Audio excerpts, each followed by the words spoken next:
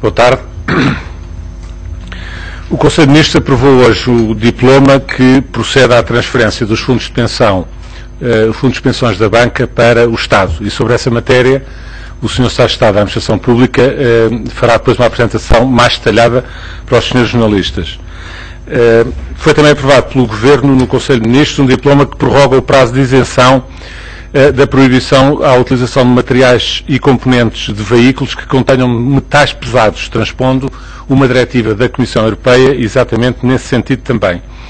Foi ainda aprovado no Conselho de Ministros a orgânica da Direção-Geral das Autarquias Locais, com uma redução de cargos de direção intermédia e uma poupança para o Estado no âmbito do resto do programa de redução e melhoria da Administração Central.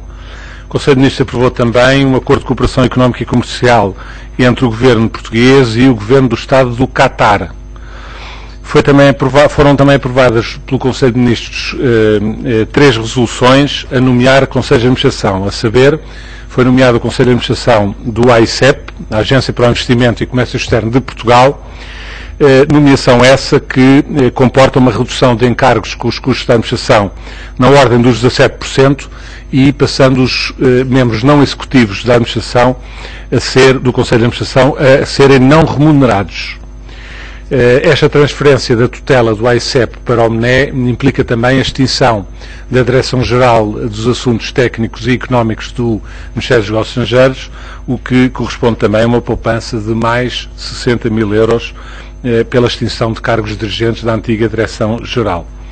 O Conselho de Ministros aprovou também, como eu referi, ainda a nomeação do novo Conselho de Administração do Teatro Nacional Dona Maria II, bem como a nomeação de um vogal para o Conselho de Administração da Parque Escolar EPE. Eu passo então a palavra ao Sr. Secretário de Estado para fazer a apresentação com mais detalhe do diploma relativo à transferência dos fundos de pensões e depois ficávamos à vossa disposição para questões que nos queiram colocar. Muito obrigado, Sr. Secretário de Estado.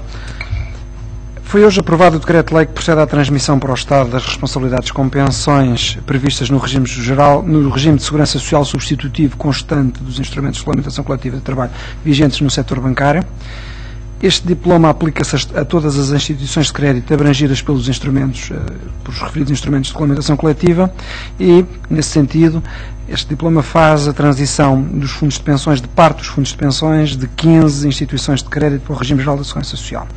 Estão envolvidos cerca de 27 mil pensionistas, reformados e pensionistas, que transitam para o regime geral da Segurança Social do ponto de vista de responsabilidades com pensões em pagamento. O trabalho técnico entre o Governo e as instituições de crédito iniciou-se na segunda quinzena de setembro, como foi tornado público, e decorreu de forma muito intensa e construtiva, tendo culminado esta semana com um acordo técnico quanto à transferência parcial dos fundos de pensões da banca para a Segurança Social, como aliás foi anunciado pelo Sr. Ministro de Estado e das Finanças na passada quarta-feira.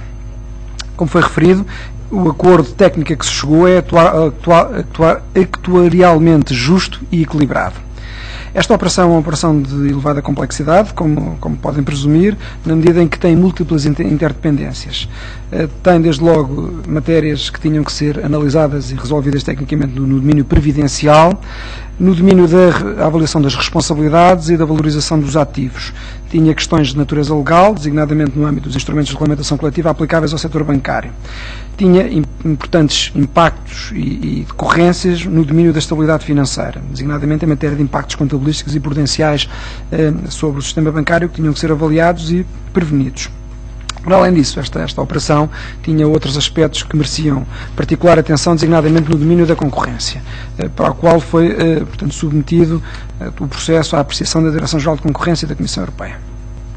Reitera-se que esta operação foi desenvolvida em articulação com os bancos num espírito de diálogo construtivo e aberto, e também com os sindicatos, com o objetivo de acautelar integralmente os direitos dos pensionistas que são hoje beneficiários dos fundos de pensões. Neste sentido, temos consciência e estamos convictos que foram acautelados os direitos e as expectativas e os interesses das 3 partes envolvidas no processo: o Estado, a banca e os pensionistas. Os sindicatos foram ouvidos e temos estado a trabalhar com eles no sentido de criar as condições para que se venha a celebrar um acordo tripartido que envolve o Governo, o Estado e as instituições de crédito no sentido de consagrar aquilo que são as perspectivas e as condicionantes de cada uma destas três partes. Esta operação foi desenvolvida em ordem a cumprir, digamos, 4 razões fundamentais. A primeira, de natureza providencial, deve ser encarada como uma continuação, uma continuidade do processo de integração progressiva na segurança social dos trabalhadores e pensionistas bancários. Como julgo que saberão, este movimento de integração do sistema de previdência da banca no regime geral não começa agora. Houve 2 fases anteriores, uma fase que ocorreu em 2009, que determinou que os novos empregados bancários passariam a estar integrados no regime geral da segurança social e, portanto, fechou-se o sistema de previdência da banca aos trabalhadores que estavam no ativo até àquela data, a 3 de março de 2009. Houve um segundo movimento, uma segunda etapa que foi percorrida já este ano, no início de janeiro de 2011, com a definição de que, a partir de 1 de janeiro de 2011, os trabalhadores que estão no ativo passam também a estar no regime geral de segurança social para o período que se inicia a partir, precisamente, do início deste ano. Faltava dar um passo que deveria envolver a integração dos atuais pensionistas da banca, ou seja, aqueles pensionistas que beneficiavam já dos direitos de pensão que lhes eram atribuídos pelos fundos de pensões da banca. Portanto, este é um movimento natural que já vinha sendo perspectivado há vários anos e que se concretiza agora.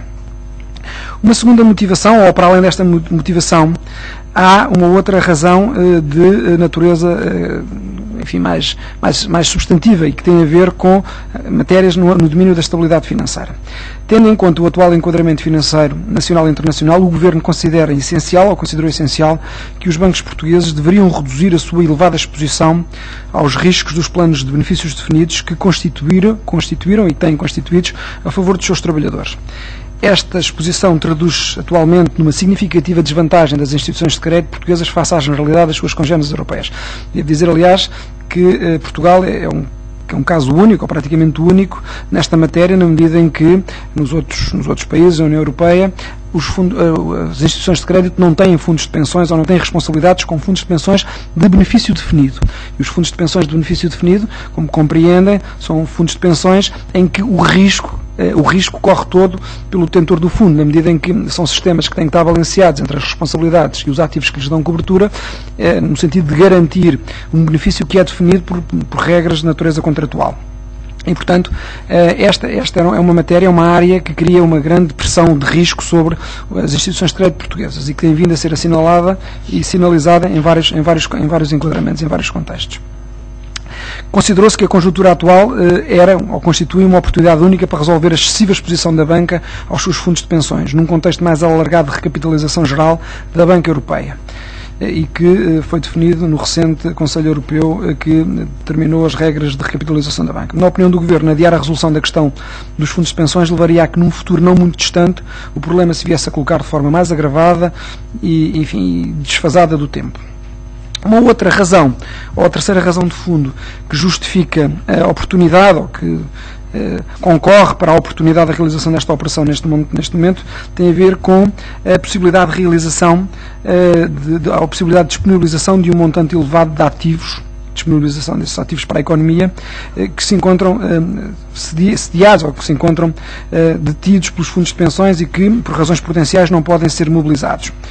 E a mobilização destes ativos poderá aliviar as restrições de financiamento com que o Estado e a economia portuguesa se debatem no contexto atual, numa situação em que há uma extrema dificuldade no acesso aos mercados financeiros. Finalmente, e uma razão não menos importante, esta operação é, pela sua dimensão, a única medida que permitiria, em tempo útil, compensar os efeitos desfavoráveis que afetam as contas públicas em 2011, cuja execução orçamental no primeiro semestre mostrava e demonstrava a necessidade de ter medidas extraordinárias até ao final do ano, no sentido de cumprir a meta do déficit que está definida no âmbito do Programa de Assistência Económica e Financeira, que é de 5,9. O não cumprimento da meta do déficit prevista para 2011, logo no seu primeiro ano de aplicação, teria um efeito muito negativo na avaliação externa que os mercados e as entidades internacionais fariam do nosso país e da sua capacidade para cumprir as metas de ajustamento estrutural das suas contas públicas, que se comprometeu no quadro do programa de que é alvo. E este incumprimento teria desde logo e em primeira instância, consequências, porventura, muito severas sobre as próprias instituições de crédito nacionais e sobre a sua solidez financeira no contexto de uma crise global e também numa crise que afeta a dívida soberana de Portugal. E nesse contexto também é uma operação que favorece o sistema financeiro, também na medida em que permite que Portugal cumpra as metas quantitativas a que está obrigado no quadro do programa de assistência de que beneficia. Gostaria de realçar que esta operação, embora de caráter extraordinário, tem benefícios substanciais que vão para além do cumprimento do limite orçamental que acabei de referir. E esses aspectos devem ser destacados e devem ser valorizados. Em particular, esta operação permite mobilizar montantes consideráveis de ativos num momento de grande dificuldade de acesso ao financiamento e, de uma forma mais geral, este encaixe vai permitir o pagamento de dívidas das administrações públicas, contribuindo desse modo para o processo de diminuição do rácio de transformação dos bancos portugueses e da melhoria do financiamento da nossa economia. No decurso dos trabalhos, foram das negociações técnicas, o trabalho técnico foi feito com a banca, foi um trabalho complexo, uma matéria extremamente complexa, estamos a falar de fundos de pensões com grande dimensão, estamos a falar de instituições de crédito que têm naturalmente uma exposição, neste momento, aos mercados grande e portanto, haveria que definir alguns princípios básicos que condicionariam esta operação à partida. O primeiro deles foi a neutralidade. Foi definido e acordado entre as partes que os termos da operação deveriam ser equilibrados, garantindo a salvaguarda do interesse público e também a proteção e a defesa daquilo que seriam os princípios de estabilidade financeira que teriam que ser assegurados para o sistema, para as instituições de crédito nacionais.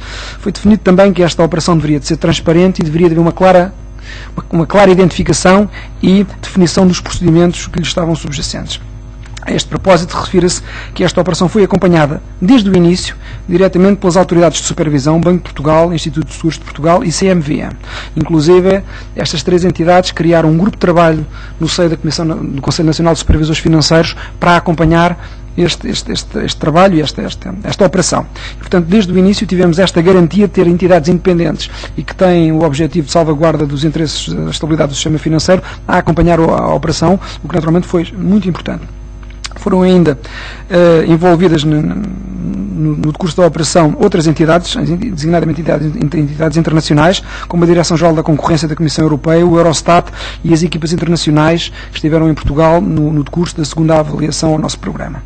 Portanto, equipas da Comissão Europeia, do FMI e do Banco Central Europeu que se confrontaram com toda a informação no contexto desta operação e que a analisaram e que deram a garantia de facto que os trabalhos estavam a ser feitos no quadro daquilo que seriam as exigências técnicas que eram devidas neste contexto. Um outro princípio que foi assumido no decurso desta operação foi a necessidade de salvaguardar os direitos adquiridos dos beneficiários dos fundos de pensões dos bancos. Os fundos de pensões dos bancos estão num contexto de previdência, num sistema de previdência privado, com regras próprias, estavam devidamente fundeados na perspectiva dos fundos de pensões e, portanto, haveria aqui que salvaguardar os direitos adquiridos e essa era uma condição que foi desde logo colocada não só pelas instituições de crédito, mas também, naturalmente, pelos sindicatos.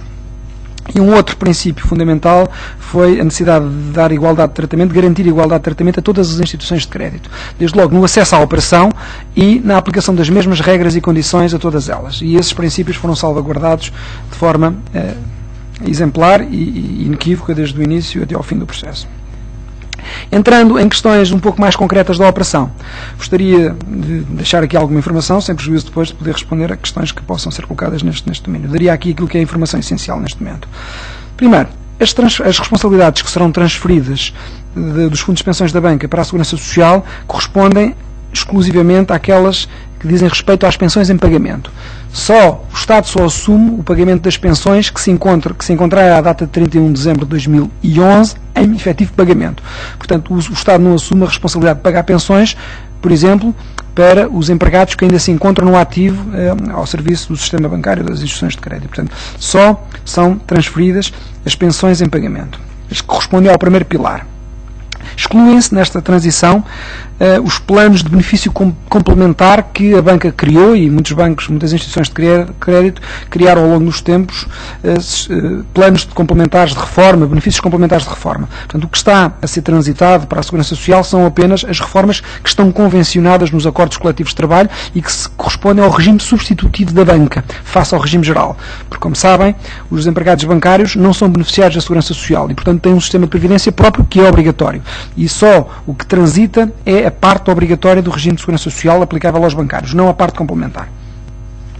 Caberá aos fundos de pensões continuar a provisionar e a assumir a atualização destas pensões. Portanto, passa um valor definido e que não terá atualizações ao longo do tempo. Estes são os dados essenciais relativamente às responsabilidades transferidas. Neste contexto, o Regime Geral de Segurança Social assumirá por inteiro e em definitivo estas responsabilidades, ou seja, as responsabilidades com as pensões em pagamento para os pensionistas que estiverem nessa condição no último dia do ano de 2011.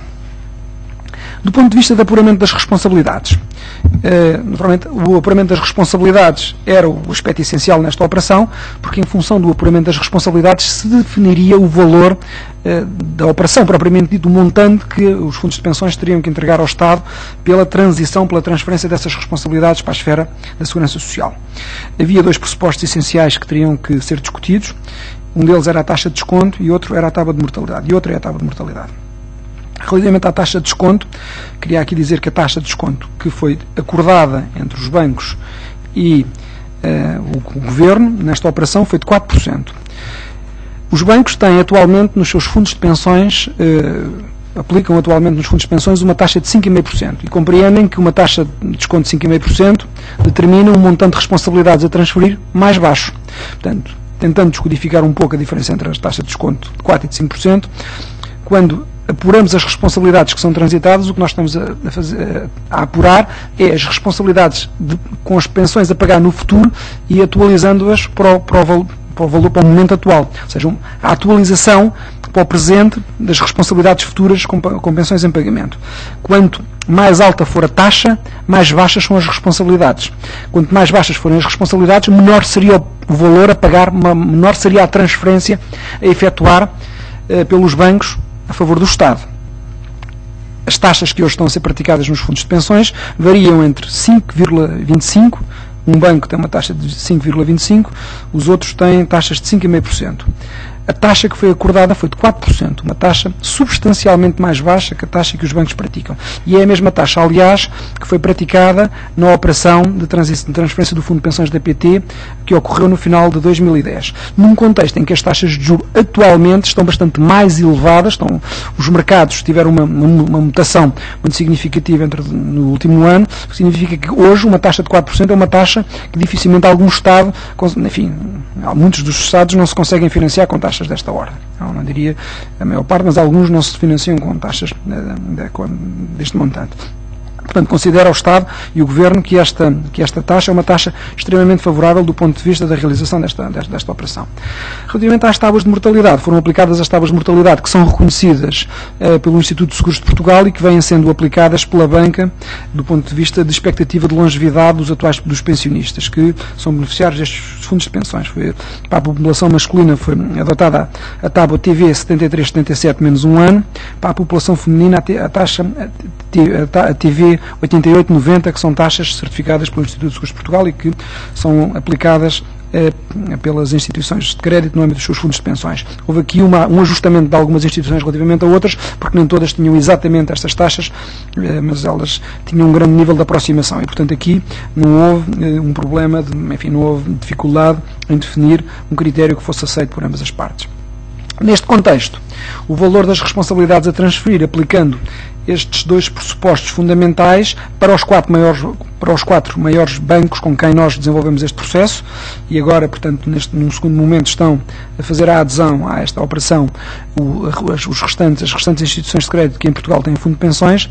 o montante das responsabilidades apuradas ronda os 5,6 mil milhões, que se estima que possa ter ainda um crescimento que aproxima este valor dos 6 mil milhões de euros, com o resto das instituições de crédito que estão sob coordenação da Associação Portuguesa de Bancos, e estamos a falar de bancos com fundos de pensões mais pequenos, que estão também a manifestar o seu interesse em aderir. A nossa expectativa é que todas as instituições de crédito façam a adesão a esta operação e que, nesse contexto, todos os fundos de pensões sejam integrados nestas condições no regime geral da Segurança Social.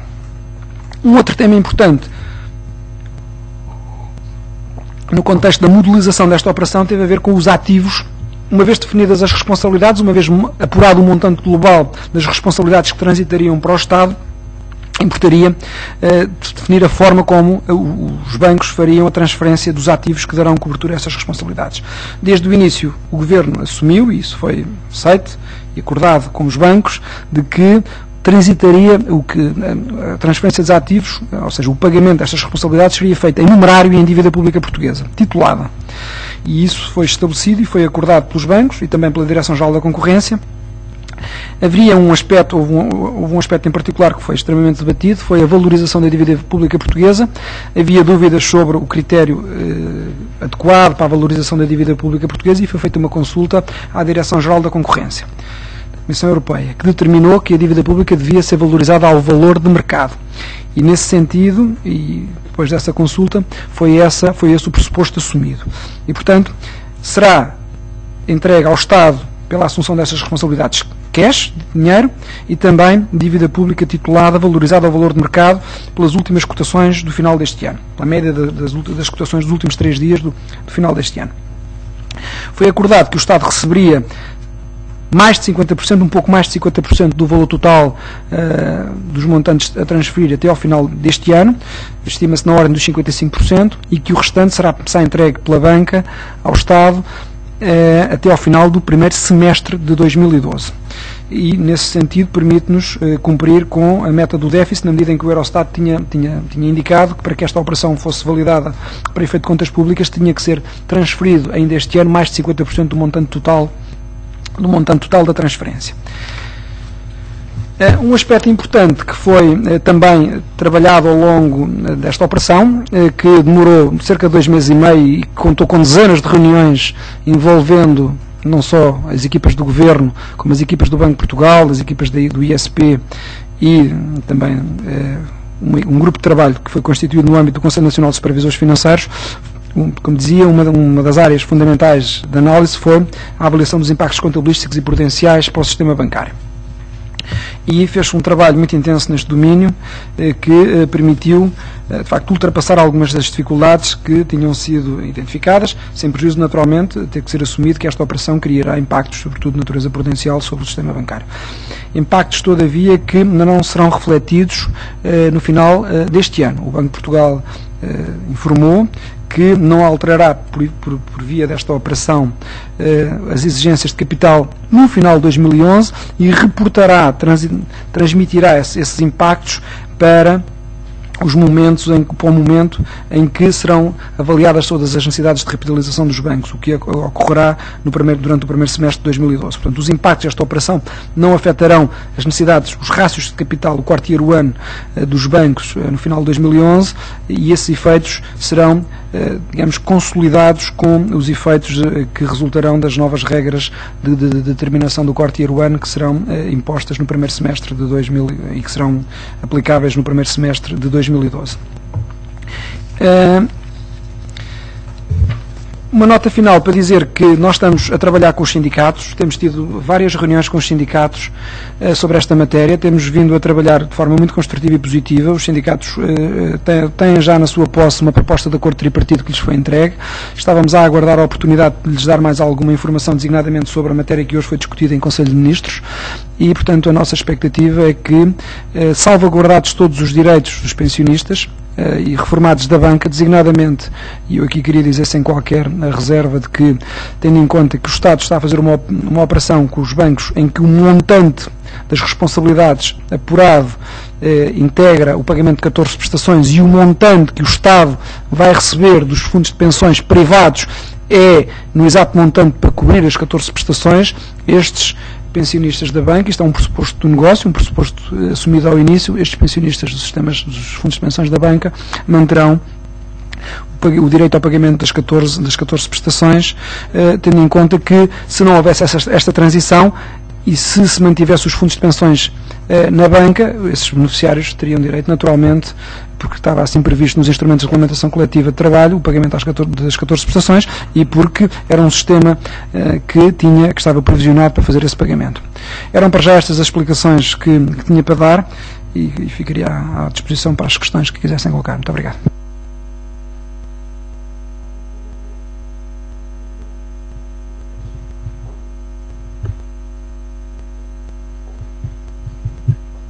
Maria João Gago, do Jornal de Negócios. Eu gostava de saber exatamente, em termos de ativos a entregar pelos bancos, se há um limite em termos de o que é dívida pública e o que é dinheiro, e por outro lado gostava de saber exatamente qual vai ser o impacto desta operação nas contas públicas e no déficit. Presumo que há aqui uma margem muito grande, uma folga muito grande para chegar aos 5,9%. Portanto, gostava de saber, desse ponto de vista, como é que vai ser consolidada esta receita. Eu começaria por responder a esta última questão. Naturalmente, esta operação vai permitir que o déficit, seja a meta de 5,9% prevista para 2011, seja cumprida.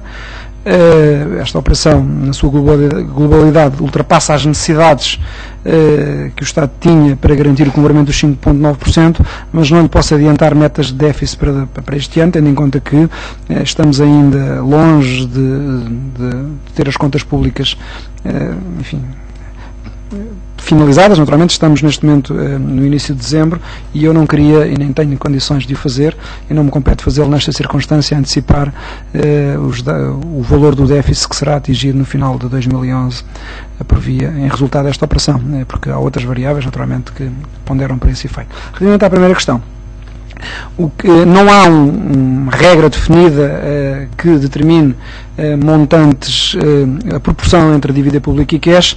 Admitimos que, no geral, no essencial, a dívida pública não possa ultrapassar, terá que ficar necessariamente abaixo dos 50%. Essa é, digamos, um pressuposto que temos vindo a assumir. Mas depende depois daquilo que for o interesse de cada um dos bancos em particular. O que nós determinamos é de que tem que ser em cash e em dívida pública. Pode acontecer até que algum dos bancos, e isso não é tão improvável quanto isso, possa, por exemplo, querer fazer esta operação entregando apenas numerário. E, portanto, entregando apenas cash. E, portanto, haverá aqui condições para acomodar aquilo que seja o interesse dos bancos neste particular, e, naturalmente, para o Estado, enfim, o ideal seria poder receber em numerário toda a transferência, mas, de qualquer forma, é uma matéria que terá que depois, banco a banco, ter que ser definida e discutida com o Governo.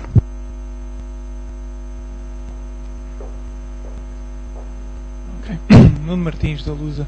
O Sr. Secretário de Estado, perguntava-lhe deste valor, como já afirmou no Ministro das Finanças, algum deles será para amortizar a dívida das administrações públicas. Queria saber quanto e quando é que essa amortização vai ser feita.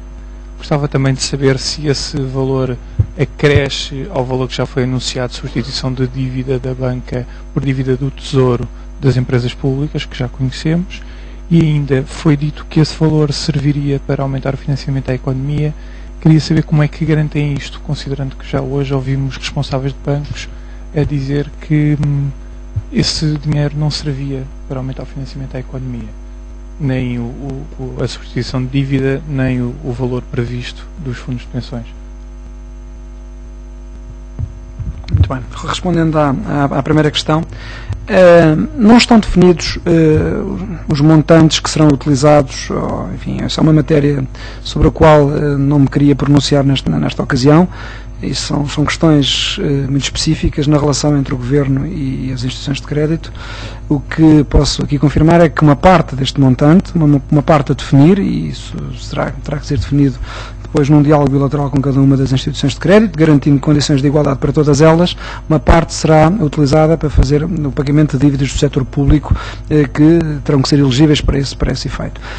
Isso acontecerá apenas durante o primeiro semestre de 2012, no decurso do primeiro semestre de 2012, e será feito, naturalmente, em respeito daquilo que são os compromissos internacionais que Portugal tem assumidos com as instituições que nos suportam no âmbito do Programa de Assistência Económico-Financeira, em cumprimento de regras de liquidação de atrasados, de dívidas atrasadas do setor público, que estão a ser definidas e na sequência da implementação de um controle de pagamentos atrasados que está a ser montado e que o Governo português tem que apresentar até ao final do corrente ano.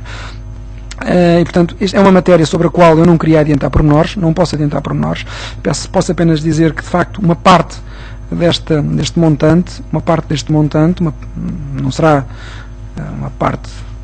a maior parte, mas será uma parte com significado deste montante, será utilizada para pagar dívidas do setor público que estão estacionadas nos bancos e que permitirão libertar recursos para a economia, naturalmente, porque ao pagar estas dívidas, as instituições de crédito libertarão recursos que poderão colocar na economia, utilizar para efeitos de financiamento da economia, libertando recursos que, de facto, hoje estão mobilizados nos fundos de pensões e que, por razões prudenciais, não podem ser utilizados. Num contexto de grande dificuldade de acesso a mercados e de obtenção de liquidez, esta é uma operação que tem esta vantagem estrutural.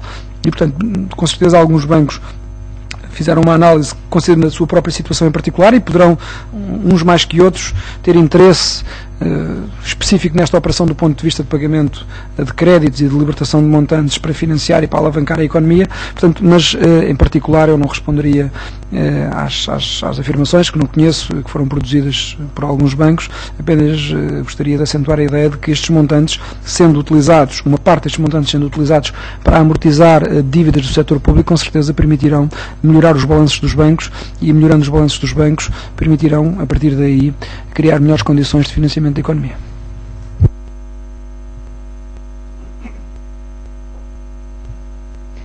Alexandra Monteiro, da TVI. O secretário já disse há pouco que os direitos adquiridos destes pensionistas serão garantidos e que, nomeadamente, não sofrerão o corte no subsídio de Natal e de férias que os restantes pensionistas do regime geral vão sofrer.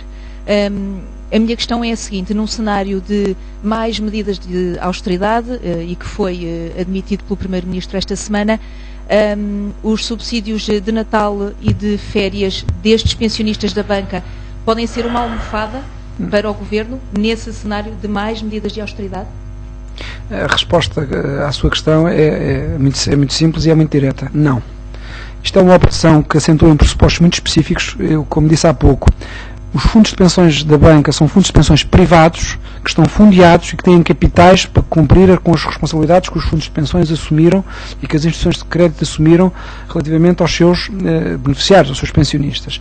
O Estado, como entidade de bem, recebe um montante para cobrir essas responsabilidades e, portanto, honrará essas responsabilidades nos exatos termos em que desenvolveu este negócio com as instituições de crédito e, naturalmente, em respeito pelaquilo que é a defesa dos direitos que estão hoje salvaguardados do ponto de vista dos instrumentos de regulamentação coletiva do setor bancário para estes pensionistas. E o Estado aqui tem que ser completamente neutro, porque se o Estado tivesse a intenção de não pagar estas 14 prestações, naturalmente o montante a transferir pelos bancos seria menor.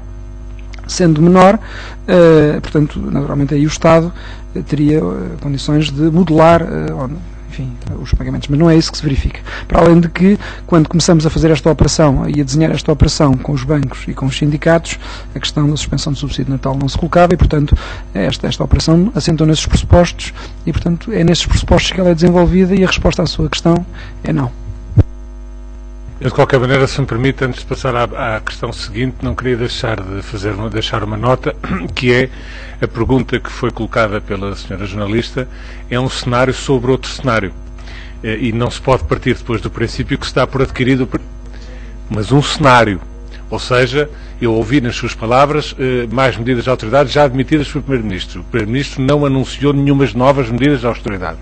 A questão que se coloca é que, obviamente, colocado pelo jornalista a questão de poder haver uma agudização da crise internacional e da situação da conjuntura em que Portugal está envolvido do ponto de vista financeiro, se vierem tornar necessárias outras medidas, o que é que o Governo faria? E a resposta do Governo, obviamente, e do Sr. Primeiro-Ministro, é que o Governo não baixará seguramente os braços. E, portanto, a única coisa que eu queria aqui reafirmar, para que não passe a ideia, quando se constrói já um novo cenário sobre um cenário anterior, que o cenário anterior já é um dado adquirido. Não é. Não existe neste momento, e esperamos bem, não apenas para o bem de Portugal, como para o bem da Europa, que não venham a tornar-se necessárias quaisquer agudizações da situação que obriguem a novas medidas. E, portanto, era só essa nota que eu queria deixar. Para lhe perguntar se haverá tolerância de ponto para os funcionários públicos no Natal e na passagem de ano. Ainda não está definido, hoje ainda é o dia 2 de dezembro, ainda não foi definido pelo Conselho de Ministros essa matéria. O Natal e o Ano Novo serão no final de semana, como sabe, mas o Governo, a seu tempo, tomará as medidas necessárias relativamente à festa da família, que é o Natal, possa ser celebrada com dignamente pelos portugueses. Mas neste momento, e particularmente o Conselho de Ministros hoje, não foi abordado esse assunto, ainda veio um pouco longe, apesar de tudo, e portanto eu espero que, enfim, até meados do mês esse assunto possa ficar definido pelo Conselho e será anunciado aqui depois no briefing. Lígia Simões, do Diário Económico. O Sr. Secretário de Estado confirmou que parte do montante de transferência do Fundo de Pensões servirá para pagar dívidas à administração pública. Partindo do princípio que estão aqui implicitamente dívidas bancárias de empresas públicas, eu gostaria de saber concretamente qual é a dívida bancária de empresas como Estradas de Portugal, das Metros de Lisboa e Porto e Refer, em termos de possibilidade de vir a ser comprado pelo Estado essa mesma dívida bancária. As dívidas do setor público que poderão ser liquidadas com parte da transferência dos fundos de pensões não estão exatamente definidas ainda. Serão dívidas públicas, serão dívidas do setor público, sobretudo poderão ser na área da saúde, serão porventura algumas do setor empresarial do Estado, desde que esteja no perímetro da consolidação das contas públicas, não podem ser de fora do perímetro da consolidação das contas públicas, e outras a definir caso a caso com os bancos. Esta é uma matéria que terá que ser analisada caso a caso com os bancos e reiterava aquilo que disse há pouco. A identificação dos créditos, ou neste caso das dívidas a liquidar, terá que ser feita em rigorosa observância daquilo que são os compromissos internacionais que Portugal tem e tendo por base a constituição dos controlos de pagamento atrasados que nos estão a ser exigidas, ou que nos foram exigidas no âmbito dos memorandos assinados com as entidades internacionais. E, portanto, são dívidas do setor público, não são exclusivamente dívidas do setor empresarial do Estado, aliás, não serão, porventura, fundamentalmente dívidas do setor empresarial do Estado, serão dívidas mesmo resultantes das funções do Estado, desenvolvidas pelo Estado, e, por exemplo, eu dei o exemplo da saúde como um exemplo, haverá com certeza outros exemplos. Mas isso é uma matéria que será objeto de um trabalho técnico a desenvolver com cada uma das instituições de crédito e que, neste momento, não tem uma resposta definitiva e objetiva. Vai ser um valor de cerca de 5,8 mil milhões de euros que vão ser transferidos, servem, entre outras coisas, para cumprir o déficit deste ano. Qual é o valor ao certo que é necessário para cumprir este déficit de 5,9%? Eu não queria, muito obrigado, eu não gostaria de entrar aqui em grandes detalhes sobre o tema do déficit. Não é uma responsabilidade que eu tenha no âmbito das minhas responsabilidades funcionais no âmbito do Ministério das Finanças. O que nós temos que atingir é um déficit de 5,9% em 2011. Esta operação vai permitir atingir essa meta de déficit de 5,9%. Com certeza o déficit vai ficar um pouco abaixo dos 5,9%, porque esta operação é uma operação com um montante, com uma dimensão que ultrapassa aquilo que são as necessidades de medidas extraordinárias. e porque já foram, aliás, divulgadas noutras ocasiões pelo Sr. Ministro das Finanças, e portanto o que lhe posso dizer é que esta operação é mais do que suficiente para cobrir aquilo que são as necessidades de medidas extraordinárias para atingir a meta de 5.9, e a seu tempo o Ministério das Finanças disponibilizará os dados efetivos sobre o déficit que vai ser atingido no final de 2011. Lídia Magno, da Rádio Renascença. Sr. Secretário de Estado, aquilo que está a dizer é que o déficit vai ser cumprido mesmo. Dá a garantia de que o déficit 5.9 será cumprido ou até abaixo. O Sr. Ministro já garantiu isso no Parlamento, e esta operação, uma vez concretizada, cria todas as condições para que o déficit seja cumprido, o déficit de 5.9% seja cumprido no final de 2011.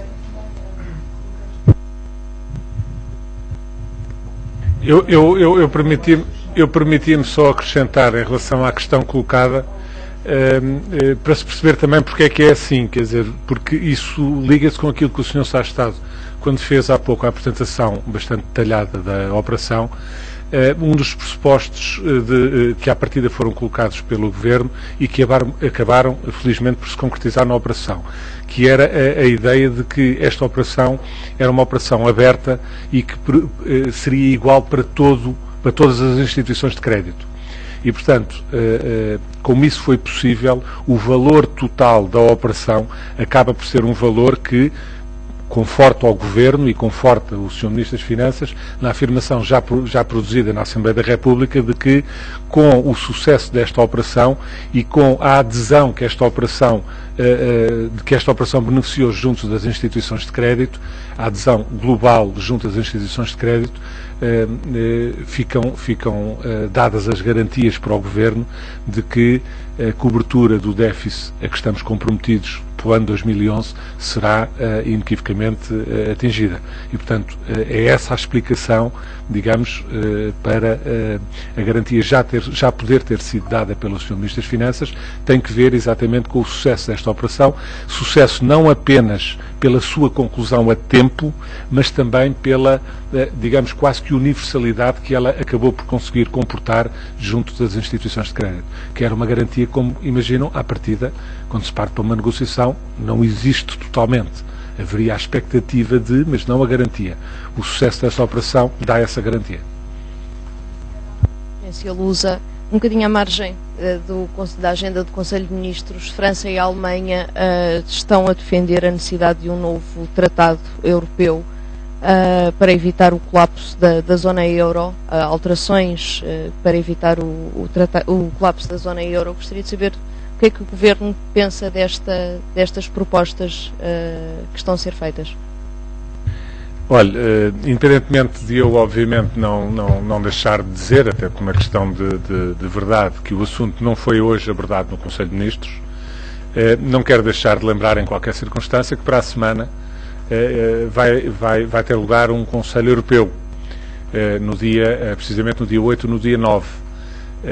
E seguramente que as matérias que têm vindo a ser ventiladas desde ontem, e tanto quanto sei, o Conselho de Ministros já acabou há mais de meia hora, já pude olhar para as notícias do dia, tanto quanto sei também no dia de hoje, alguns desenvolvimentos, nomeadamente de intervenções da senhora chanceler alemã no Bundestag, seguramente que as matérias que agora estão a ser veiculadas pela comunicação social não deixarão de ser abordadas e ter o seu tratamento adequado em sede do Conselho Europeu. O Conselho Europeu terá lugar na semana que vem. Antes disso haverá naturalmente a habitual e necessária troca de informações do Sr. Primeiro-Ministro com os partidos da oposição e com os parceiros sociais. Vamos ver a velocidade a que as coisas têm a nível europeu se têm vindo a desenvolver nas últimas semanas, fazem com que seria seguramente uma ousadia excessiva estar a tomar alguma posição antes de haver novos episódios neste processo. Portanto, o Conselho Europeu é no final da semana que vem. No início da semana que vem haverá já as consultas habituais do Sr. Primeiro-Ministro, do Governo, com os partidos da oposição e com os parceiros sociais antes do Conselho Europeu. Há pouco tinha solicitado se é possível identificar o montante da dívida daquelas 4 empresas públicas, Estradas de Portugal, Metros, Lisboa e Porto e Refer. Tem ideia de qual é esse montante da dívida bancária? Não tenho. Eu não tenho essa informação aqui. É uma informação que não releva para este briefing e para o tópico que estamos aqui a esclarecer. Maria João Gago, do Jornal de Negócios, em relação ao tópico em concreto, eu só queria que me esclarecesse em relação ao aumento das pensões. Parece-me que disse que essa diferença que venha a ser definida anualmente será assumida pelos bancos. Só queria que me confirmasse isso e quais foram as regras que ficaram acordadas. Muito bem. Esse é um dos aspectos importantes na modelização desta operação. O que ficou definido foi que as pensões dos bancários que agora são transitados para a Segurança Social, cuja a atualização anual está indexada à atualização das tabelas dos trabalhadores no ativo, como há esta indexação e como a atualização das pensões na Segurança Social é feita por regras diferentes, foi acordado entre o Governo e as instituições de crédito que as atualizações destas pensões que são agora transferidas para a Segurança Social ficavam sob a responsabilidade dos bancos. Ou seja, o Estado assume um pagamento de uma pensão que fica fixa no tempo, nunca vai sofrer qualquer modificação, a não ser em circunstâncias naturalmente, que haja uma alteração da situação do beneficiário dessa pensão. Se transformar uma pensão de reforma em pensão de sobrevivência, há uma alteração decorrente dessas próprias regras. Portanto, os bancos têm a responsabilidade de provisionar as atualizações e de assegurar o pagamento dessas atualizações aos pensionistas que são transitados para a Segurança Social. Aproveitaria a oportunidade para dizer que quem continuará a pagar estas pensões, do ponto de vista operativo, vão ser os bancos. Os bancos vão continuar mensalmente a processar e a colocar à disposição dos pensionistas o montante das pensões, que depois serão pagas, ou seja, haverá um reembolso da Segurança Social às instituições de crédito no exato montante das pensões pagas. Isto para os pensionistas não há qualquer alteração do ponto de vista, digamos que da percepção da sua situação, ou seja, continuam a receber os mesmos valores de pensão, nas mesmas circunstâncias, exatamente como recebiam quando estavam na situação de pensionistas dos fundos de pensões. Haverá depois um encontro financeiro entre a Segurança Social e as instituições de crédito e a situação processar-se-á de forma muito transparente para os beneficiários das pensões. Não há mais nenhuma questão? Muito obrigado.